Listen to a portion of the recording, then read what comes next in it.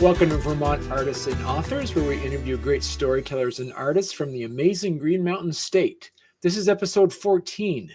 I'm your host, Barney Smith of StoryComic.com, and we're excited to have with us the award-winning indie author, Reiki Master Teacher, Certified Shamanic Practitioner, Sarah Woodard. Sarah, how are you doing? It's so good to be here. Thanks for having me. You're welcome. And we were talking before we went on the air. You now, in a previous interview, you said that your job, what you want to do, not your job, your goal is to produce 300 children's books. Correct. Wow. Yes. And just for the record, I did not pull that number out of my behind.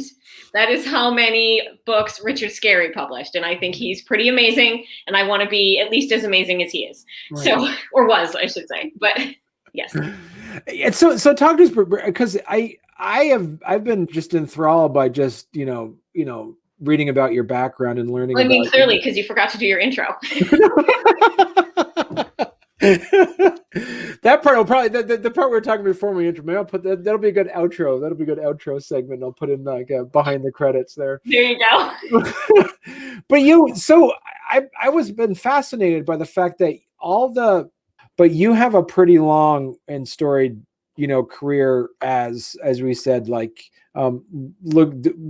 working on some other books about, spirit guides. Yeah. And you've also been very focused as well on things that as what your editor friend said, like eco-activist themed books. Yes. And yes, well, the eco-activists are all kids' books. Yeah, exactly. Yeah. Give people a bit of a background and to way to just kind of give people a little bit of a kind of a history, how you got into writing all these books. Sure. So I won't tell you my entire life story because we don't have time for that, but I do need to roll back to childhood for just a quick second.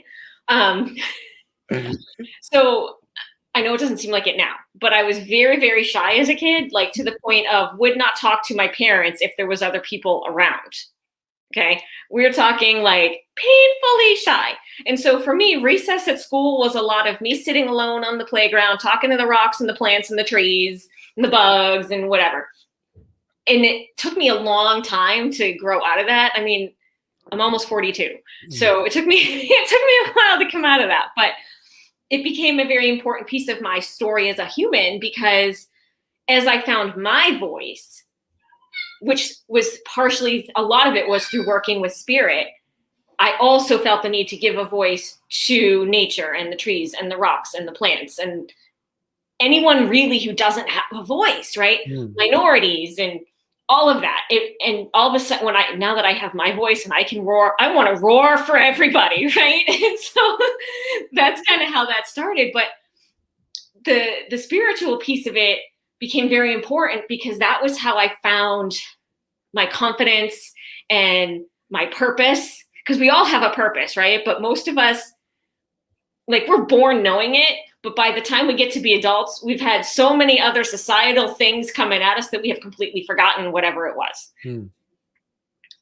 So all of my spirit stuff kind of brought me back to that center, to that purpose. It took me a while, though, because at first it was like, well, maybe I'm supposed to help other people do this same thing that I just did. And maybe it's about healing animals or healing nature or this or that. But what I found out was all of that for me felt really niche-y, because you have to kind of keep your conversations about that thing that you do. I want to roar for everybody. I want to talk about all the things. And the only way to talk about all the things was to write. And it made total sense, because in like 3rd or 4th grade, before I had all of the societal messaging tell me that I had to be a certain way and do a certain thing, right, I wrote an essay about why I wanted to be a writer when I grew up. So I was kind of just coming home to my roots, just like moving to Vermont. I feel like I just came home. Like, Vermont picked me. I didn't pick Vermont. I never thought I was leaving the house I was in. I was there for almost 9 years, and I thought I was going to die there. That was the plan. Not morbidly, but like my plan was to live there forever. And I was sitting with spirit saying, but how do we get these books in hands? They're beautiful, and I'm so grateful for the words, and I'm so grateful for my illustrator. But if nobody's reading them, they don't change anything. How do we get books in hands? And it took me a long time to really accept that I was being asked to move. But once I did, it was like, oh my God, what was I waiting for? I love Vermont. I should have been here all the time. I mean, I don't love everything, right? You're never going to 100% love everything, but that's why you get involved and try to make a difference, right? Whether it's, and you vote, right? And you do those things that you can do as a grown-up to try to change things in ways that matter. Right. So. And so you mentioned too, and you mentioned before as well that you loved being, like, you thought you were going to be an educator, a teacher. Yes. You went into, getting a special education degree. I did. Yep. And at what point do you see this role as a teacher kind of being expressed as well as writing these books? For sure. Yeah. I'm definitely I'm a teacher.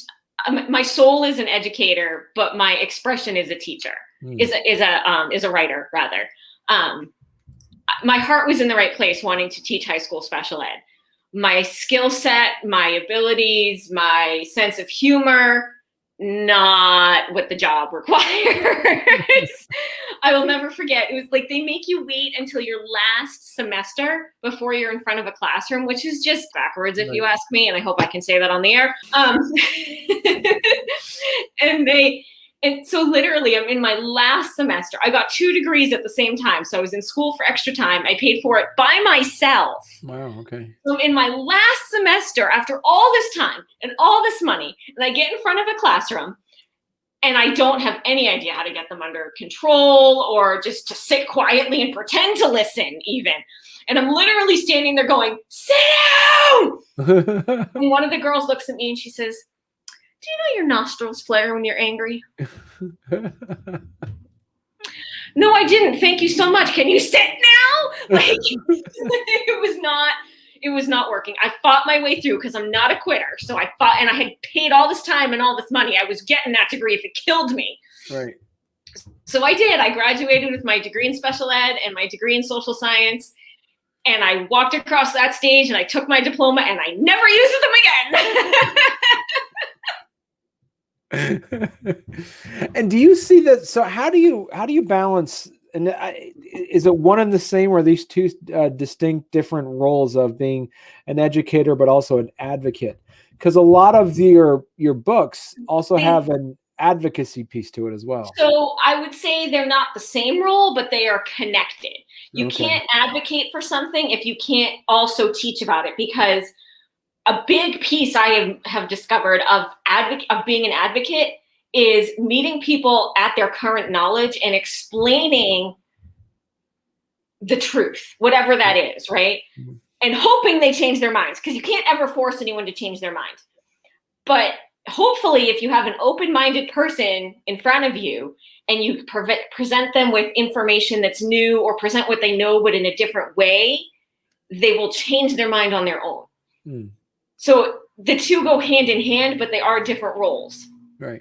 And some advocates do things that I don't do, right? Like they'll go and march in the streets. That's not so much me, but they will do that. And they're just as much an advocate, maybe not as much a teacher.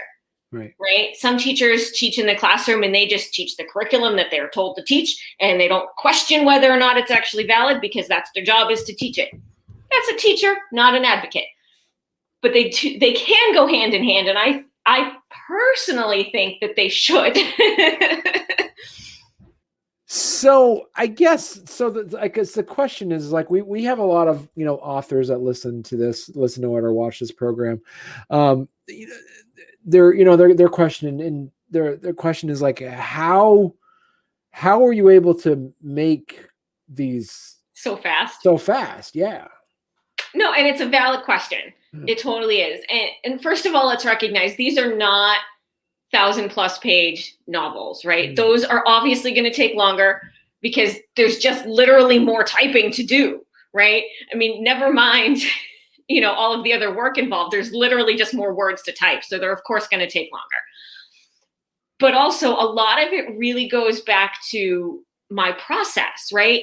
Because a lot of writers fall into this pattern where they carve out a time of day and they go and they sit in front of their computer, or they sit with a notepad or whatever it is, and they force themselves to try to write, like NaNoWriMo, right? That's what that's all about, is sitting down and forcing yourself to write a certain number of words.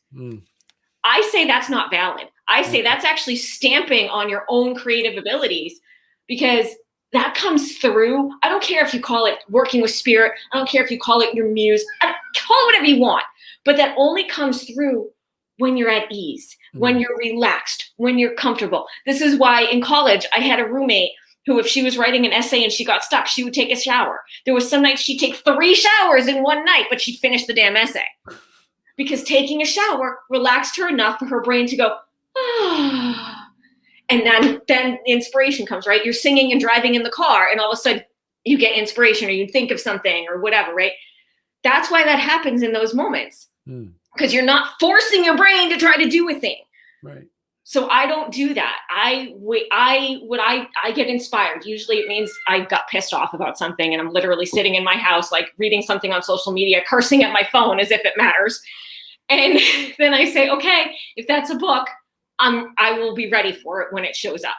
And I will be doing something completely unrelated, like making tea or having a shower or driving in the car or feeding the cats or whatever it is. And boom, the book shows up and I have to go, okay, either like I literally one time I got an inspiration for the book. Actually the one that's coming out tomorrow. I actually got the inspiration in the shower, like as I was starting the shower, and I'm like, okay. And I literally said the first line or two that was in my head over and over again, out loud, walking through my house, finishing showering, drying my hair, putting on clothes. Then I sat down and typed, but I said it out loud over and over again so I wouldn't lose it between then and when I could sit down. But I do try to stop immediately and catch it, because otherwise it can leave, right? But right. It usually comes back too if it leaves. So it's not the end of the world, but it's frustrating. Right. And that's Little Bear's Scary Day, right? Yes. The one coming out tomorrow is Little Bear's Scary Day. Actually, the ebook is already out because those go faster, but the paperback should be out tomorrow. Wow. Okay. Assuming there's no issues. Right. So because I'm just like open and ready to catch the words basically when they show up, right? It goes faster because I'm not pressuring myself. And my illustrator is freaking amazing. And he was doing 2 pages per day. He just recently figured out how to do 3 pages in a day. I don't even know. I can't even imagine. I can't draw anything. So I can't even imagine illustrating 3 pages in a day. So they'll even be coming faster, which is amazing because I have a backlog of about 33, I think. So you have that was my other question. How many scripts do you have? You have a 33 backlog? Thereabouts. Yeah. Well, let me see. Yeah, thereabouts. Because I think my editor just finished going through number 64. So okay. Yeah. Wow. Okay. Yep. And that's your team, your editor and Carlos Lopez. Yep. And obviously Spirit. Yep. And Spirit. Yep. And the plushies and the cats. Yeah. Yeah.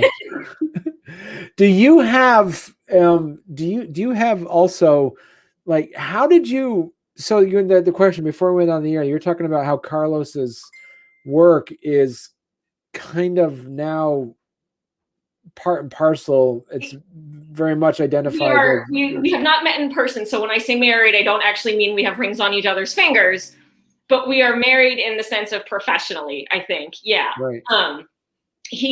First of all, his work is very distinctive. I mean, you've got all of those pictures up on your screen and they have a certain feel to them that's very different from most of the other work out there. Right. People, if you're scrolling through social media and you come across that, you're going to know it's mine before you stop and read it. Right. And he also has a very similar process. Like I sent him the text for the book. He sits down and reads it. And then he does yoga or meditation or however it is he taps into his version of whatever spirit is. Mm-hmm. And he gets the images that way. I very rarely have to change anything. And when I do, it's because I'm going for realism in some way. But generally speaking, I don't have corrections. I don't have changes. I just go, wow, how'd you do that? So I guess then the question is, like, an authors might ask is, how did you find him in the first place? The magic of the internet. So, I forget the site now. I think it was freelancer.com, maybe one of those sites. I don't even know if they still do this because he and I have been working together since like 2017. But back then they let you do this thing where you could run a contest and you basically set the terms of the contest. Okay. So I had uploaded like a couple of pages from my first book, Adri's Big Dream, and said, I wanted people to submit sample illustrations and they would win. I forget if it was like $20 or whatever they would win. And also the opportunity to work with me on future books if they won. Some of the stuff I got back, I'm telling you, I can't draw stick figures that look like things, but I could have done better than some of these things I got back. But he sent me this book. He sent me the illustrations for one of the pages. And I just knew, like in my gut, my soul, I knew like this is the one. And we have worked together ever since. Wow. So, yeah. And he must be happy to be working with an author that is. Well, it's amazing for him because like most freelancers, right? And I'm a freelancer with like other things, like, we get paid when we get paid. Right. Yeah. But because it was very clear, like the first few books, I just paid him when the book was done. But after a while, like he kept, he started to get more comfortable with me, and every once in a while he would message me and say, "Hey, do you mind just paying me for what I've done so far? I need to get groceries or whatever." Of course, I don't mind. Right. I totally get that need. Yes, you have to eat because if you don't eat, you can't keep drawing. So selfishly, yes, I'm happy to pay you. So eventually I just said, what if I just paid you a certain amount each week? And then when the book is done, I'll just pay you the difference. And he says, "You'd be willing to do that?" I said, "Of course, we're going to be working together for the rest of our lives. It's fine." So now that's what I do. And it's actually easier for me too, because it means that there's not like a big chunk. Right. It's like little bits, bigger bit. Yeah. So it actually helps me with my budget too, to do it that way. So. And did you have to set up like a contract or anything with him? Did you? I mean, people probably should. I'm never going to advise you not to, but he and I did not. We just innately trust each other. Right. Yeah. And so talk about how you like your inspiration. You say it comes in without expecting, and how, so artists of all kinds will talk about that, where like, the muse or the spirit or whatever it is will kind of hit you at that, maybe in an inopportune time. But are you the kind of person who will have kind of like a notepad next to your bed or something in the car, or how does that work? I used to, but I actually have a really hard time sleeping.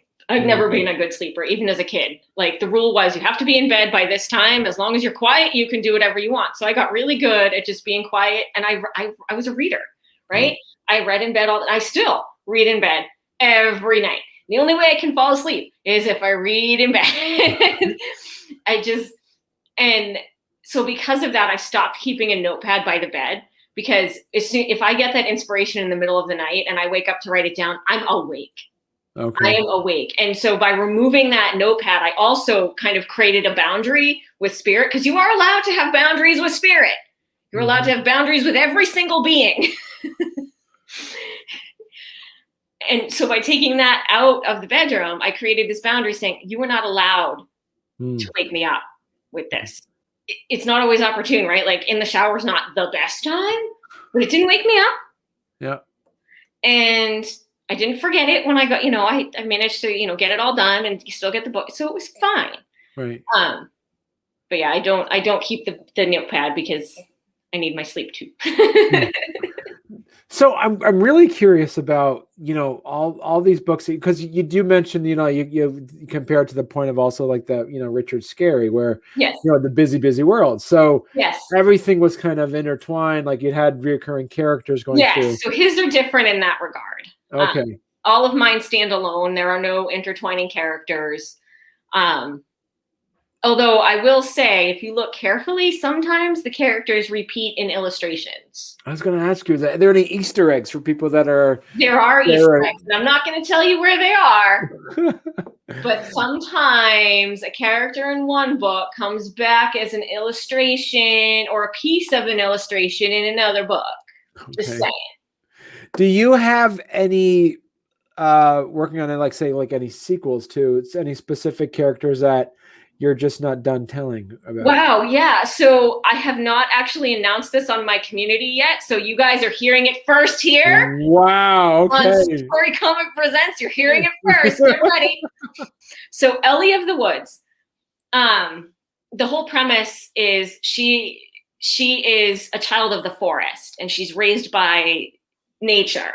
And one day she has to leave her woods and go out and do healing in the world, right? And that story literally was being illustrated as I was moving to Vermont. I didn't even know I was going to move when I wrote that book, okay? But Spirit knew. Yep. Spirit knew. And I have realized since being here that Ellie and I are the same. She is me, I am her, and her story is my story. And it does continue, but not as a children's book. It actually continues as a series of beginner chapter books. So for the kid that's not ready for a full-on novel, cool. The full, like the picture books are a little too babyish, like that in-between stage. There's right now there's 3. They're not out yet. I don't know when they're going to be out yet, so don't ask. but right now it's a series of 3 that continue her adventure. And they sort of mirror what I know my journey so far, at least what I know about my journey and where it's going and what I personally need to work on in order for that to happen. Right. So yeah, that one continues. So talk to us a bit about one of the things you brought up in the previous interviews is that your challenge you feel is just like the marketing aspect is kind of the challenge.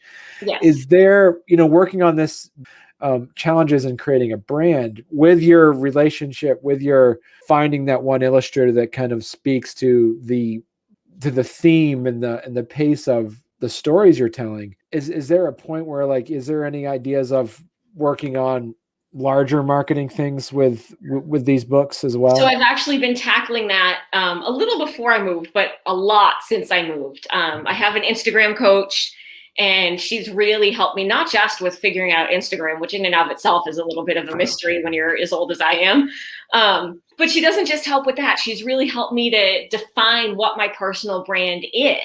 And it's stuffed animals, and it's play, and it's puppets, and it's fun. Part of my identity and part of my brand, although you don't have to identify with this piece of it to enjoy the books, is also being vegan. Like I feel like I have identified a brand for myself now. But it did take a long time, in part because I was still sort of figuring out, like, are books the only thing? Not to say only to minimize them, but like, I've been blessed to have a lot of gifts in this life.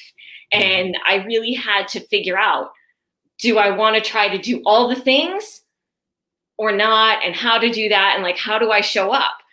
And so I had to really work through that and figure out what brings me the most joy. And what brings me the most joy is the books, because I can roar for everyone, right? And once I figured that out, it became this sort of a little painful process of peeling back the layers of myself to expose enough where people connect with me as a person, right? Because as a person brand, people have to connect with you. They have to be excited about you. They have to, it's not like a company where you can hide behind a cool logo, right? There is none of that when it's a personal brand. And I had to really peel back those layers, and it was not always easy, right? And it was not always fun. But now that I'm here, I'm feeling actually really good about the personal brand that I'm creating. And that's why I was like, all right, now I'm ready to get pictures, because I know who I am. I know what my brand is. I know how I need to show up. Right. So I'm actually really excited to kind of see how that shifts things. And do you have, is there any other pieces of looking at it from that branding perspective, is cards, or if there's, like greeting cards or stickers? So, I mean, that would require more work from my illustrator, obviously. Right. Which I kind of want to just keep him focused on the books, because 300's a lot. But I did have this woman who does stuff with like the cry cut machine. She actually made stickers based on like the graphics that I already use on my social media for all of my characters. So I've been sort of like places where I sell locally. I've been handing out stickers to them. But one of the places actually gave me this brilliant idea of stickers that say Vermont author, but are done sort of in my branding. So I'm having that same person do those because my illustrator doesn't have to design those. She can use stuff that's already there. Right. So that's it sort of for now.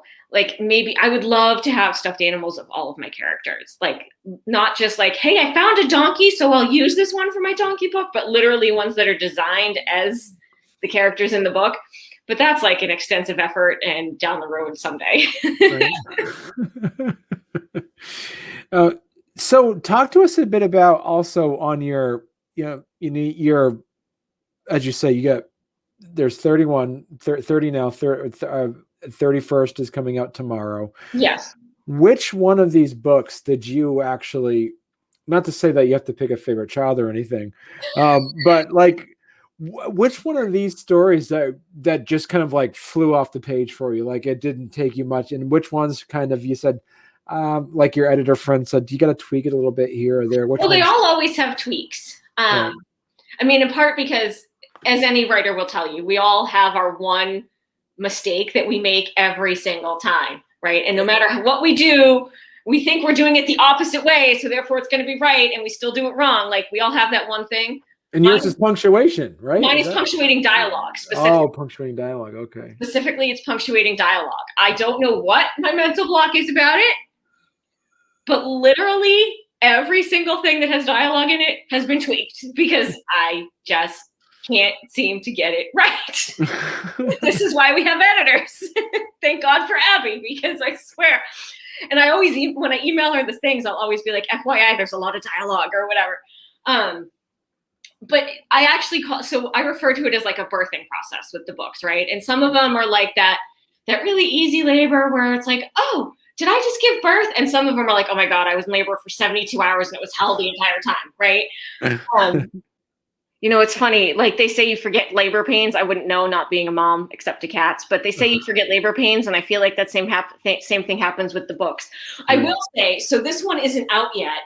It'll be coming out this winter.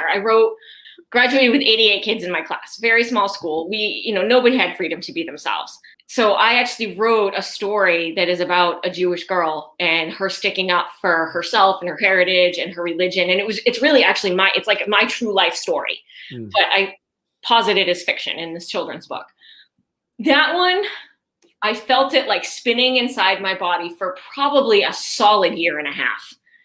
That one was probably the hardest one to get on the page. And I don't know if it's because it was just my story and so personal or what it was, but it took me a long time for that one to break free. I actually talked to this woman that I only know through Instagram who does a lot of coaching for multicultural families about how to honor all the cultures involved in in both, whatever their heritage are.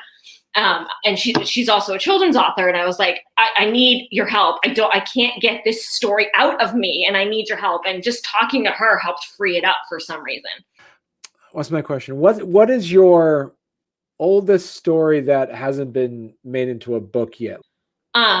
So the one that's the oldest, I forget how far back it dates, but the one that's the oldest and hasn't been published yet is actually about the rainforest, and specifically about how our desire for all things palm, which people don't even realize, it's in everything. Palm oil is in food, it's in beauty products, and people think, oh, it's palm, it's vegan, it's plants. No, it's not, because you're destroying the orangutan's habitat and killing them at the same time. And I saw this image on social media of a mother orangutan pushing against this big bulldozer thing that was tearing down all the trees, trying to save her baby. First I got mad, then I cried, then I wrote a book. So, I don't know when that one will be out, but I know that when the time is right for it to come out, it will come out. Right. That one's definitely the oldest. So you came out with, as we say, it's your most recent book that came out last month in June was Tommy's Transformation. Yes. And before we went live, you were talking a little bit about its story. Yes. So Tommy is a transgender turtle. The thing is, you don't know. There could actually be transgender turtles. Have you ever talked to a turtle? You don't know. There could be. But even if there's not, it's a kid's story. And the point is to help them understand things. And so, yeah, so Tommy, he's born in a male body, but he identifies as Tina. And when he's a little boy, he starts to wear his sister's clothes because he likes how he looks in the mirror as a girl. And as he gets older, his parents start to get all like, that's not okay. Like, take off those clothes, behave yourself, whatever. But he gets upset and whatever. And thankfully, his parents are aware and compassionate enough to send him to a turtle therapist. And the turtle therapist explains to Tommy that what he's feeling is totally normal because some people, some turtles, are born in bodies that look different on the outside from how they feel on the inside. And that's okay. And that he needs to tell his parents and so that he can be respected for herself at home. And still being Tommy in this moment gets very upset. And so the turtle therapist helps Tommy / Tina tell his / her parents. And from that point forward, she is allowed to be Tina and identify as female because that's what makes sense to her. Mm-hmm. That's awesome. This is good because there's not a lot of children's books that kind of like talk about this. No, there aren't. People feel like it's too complicated for kids, but it's funny. I've been divorced longer now than I was married. But when I was married, one of the things that when we would get into a fight, one of the things that my ex-husband used to say was, Sarah, you see the world and it's so black and white. And to me, it really is black and white. And I don't think that's a bad thing, at least for my career path, because kids see it as very black and white too. It is or it isn't. It's right or it's wrong, right? This is why every kid's story has a princess and a prince and like the hero and the bad thing that the prince has to fight off to save the princess, right? It's very misogynistic, but there's the good versus the evil. Even adult movies, right? There's always the good versus the evil. Well, that's black and white. That's a very black and white view. Could there be people who are meaning well and do bad things? Of course. But in a kid's world, you're either a good person or you're a bad person, right? You're a stranger or you're not. Kids break it down into that very simple, that's where their magic lies, right? Because they see it so black and white, they can look at an adult and go, yeah, but you're telling me it's wrong and you're doing it anyway. What? Right? And the parents are left going, because there's no way to answer that because they've literally broken it down to that black and white thing. And so as much as I'm sure it frustrated the hell out of my poor ex-husband, yeah, to me, it is very black and white. Right. Gender is not. Gender is very fluid. But the issue of whether or not people are allowed to identify however they choose to, that to me is very black and white. The answer is, of course they can. There's no question about that. Right. It is what it is. Look, you are whoever you are, feel inside, whether that's male or female or something in between, whether that's you feel old or young, whether that's you feel a particular call towards a religious way of being, whatever you feel inside is your truth. Right. And people need to be allowed to live that and honor that as long as they're not hurting anyone else. Right. Wow.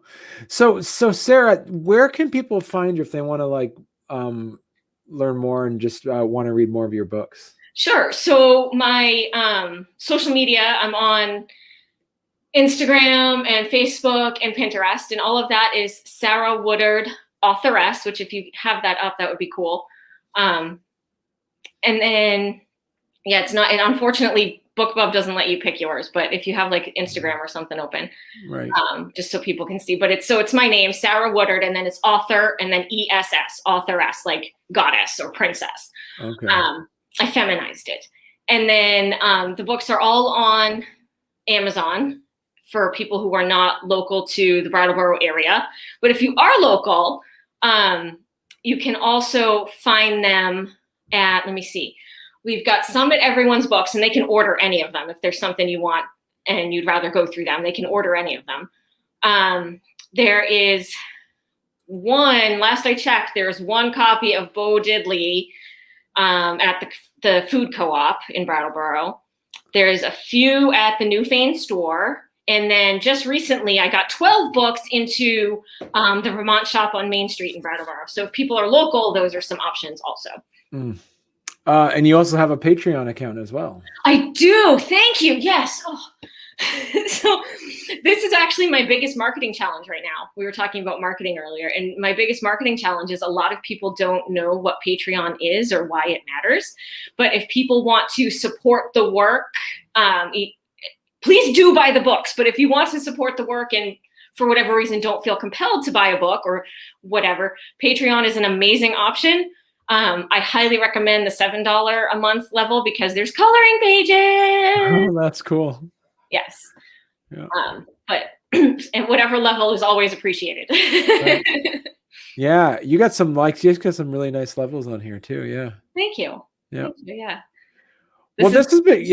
This has been great, Sarah. I'm so excited to be able to sit down and chat with you, and come back on next time. I would love to. Yeah, next when any of your books. I mean, just literally pick a day because I'll have a book coming out within exactly. So literally pick a day. Right. Yeah. So thank you very much, Sarah. And yeah, come back on. This has been great. I would love to. This has been really fun. Thank you so much. You're welcome.